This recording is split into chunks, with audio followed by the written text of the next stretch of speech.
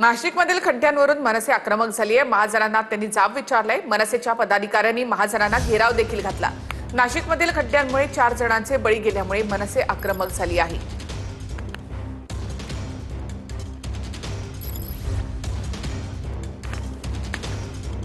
आयुक्त मॅडमनीच काय केलं का निकृष्ट दर्जाचं काम चालू आहे। वेद मंदिरासमोर स्वतः आयुक्त उभे राहिल्या। तो काय रस्ता आहे?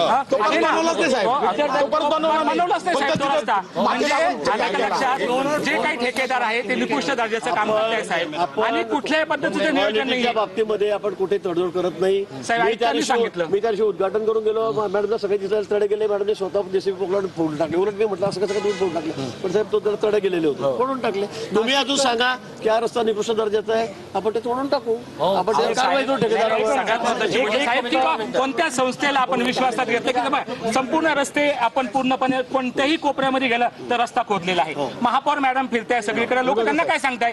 मॅडम सगळं नाशिकच बकाल झालेले, संपूर्ण निकाल म्हणता येणार नाही। अनेक कामं झालेले आहेत, कामं सध्या सुरू आहेत।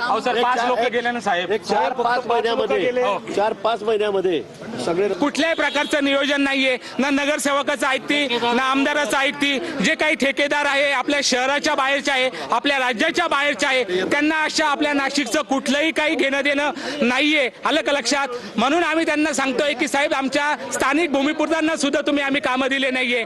मग जो काही कुंभमेळा तुम्ही करताय, कुंभमेळ्याला आमचा विरोध नाहीये, परंतु जे काही तुम्ही विकास करताय तो विकास माणसं मारून तुम्ही करताय का, हा सगळ्यात महत्त्वाचा मुद्दा आहे। मागच्या वेळेस याच्या पहिले पण कुंभमेळे झाले ना, आतापर्यंत अनेक कुंभमेळे झाले, अनेक कुंभमेळे होऊन गेले, परंतु कोणीही रस्त्याच्या याच्या माध्यमातून बळी नाही पडले।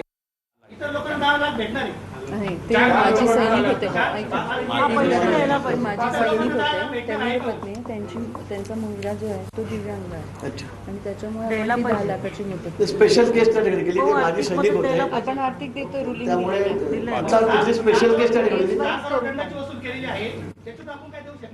असं दंडाची वसूल केली म्हणून त्यातून लोकांना असं डायरेक्ट देता येईल। आता याचे निकष आहेत, एनडीआरएफचे काही निकष आहेत, त्याप्रमाणे आपण सगळ्यांना सारखं देतो।